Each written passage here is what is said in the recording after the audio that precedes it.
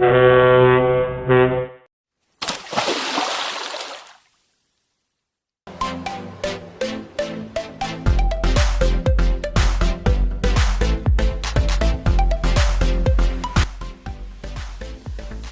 கல்லை எடுத்து தண்ணீரில் போட்டால் அங்கே என்ன நடக்கும் அப்படிங்கிறத நல்லா திங்க் பண்ணுங்க.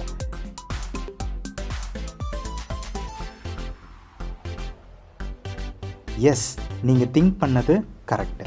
தண்ணீரில் கல் மூழ்கிரும்.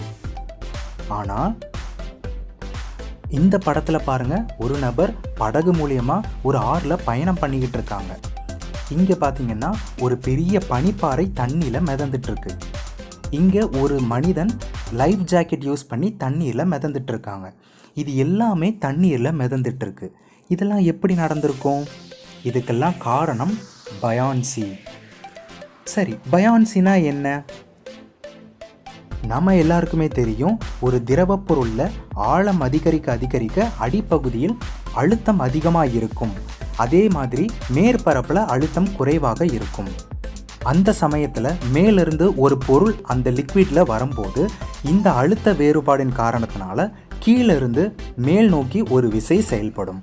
இந்த விசையை தான் நாம் பயான் ஃபோர்ஸ் இல்லைன்னா பயான்சி அப்படின்னு சொல்கிறோம். இதனால தான் ஒரு பொருள் தண்ணீரில் மிதக்குது. இங்கே நாம் பயான்சியோட டெஃபினிஷன் பார்க்குறோம்.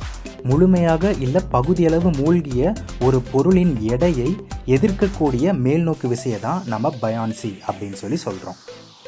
சரி, ஒரு சில பொருட்கள் மிதக்குது, ஒரு சில பொருட்கள் மூழ்குது. இதற்கு என்ன காரணம்? ஒரு பொருளுடைய அடர்த்தி அதிகமாக இருந்தால் அந்த பொருளின் மேல் செயல்படக்கூடிய புவியீர்ப்பு விசையின் காரணத்தால் அந்த பொருளுடைய எடை அதிகமாக இருக்கும். அந்த திரவத்துக்குள்ளே செயல்படக்கூடிய பயான் ஃபோர்ஸை விட அந்த பொருளுடைய எடை அதிகமாக இருந்தது அப்படின்னா அந்த பொருள் அந்த திரவத்துக்குள்ளே மூழ்கிரும். ஒரு பொருளோட அடர்த்தி குறைவாக இருந்துச்சுன்னா அது மேலே செயல்படக்கூடிய புவியீர்ப்பு விசையினால் அந்த பொருளுடைய எடை குறைவாக இருக்கும். அந்த பொருளின் எடை உள்ளிருந்து மேல் நோக்கி செயல்படக்கூடிய பயான் ஃபோர்ஸை விட குறைவாக இருந்தது அப்படின்னா அந்த பொருள் முழுமையாக இல்லைனா பகுதி அளவு அந்த திரவத்தில் மிதக்க ஆரம்பிக்கும். இந்த காரணத்தினால தான் படகு மிதந்து போகுது, பனிப்பாறைகள் தண்ணீரில் மிதந்துட்டு இருக்கு, மனிதன் லைஃப் ஜாக்கெட் யூஸ் பண்ணி தண்ணீரில் ஈஸியாக மிதக்கிறோம். ஓகே ஸ்டூடெண்ட்ஸ், பொருட்கள் எதனால் மிதக்குது எதனால் மூழ்குது அப்படிங்கிறத நாம் இதில் தெரிஞ்சுக்கிட்டோம். நெக்ஸ்ட் வீடியோவில் வேறு ஒரு கான்செப்டில் பார்க்கலாம். Thank you so much and see you. Bye.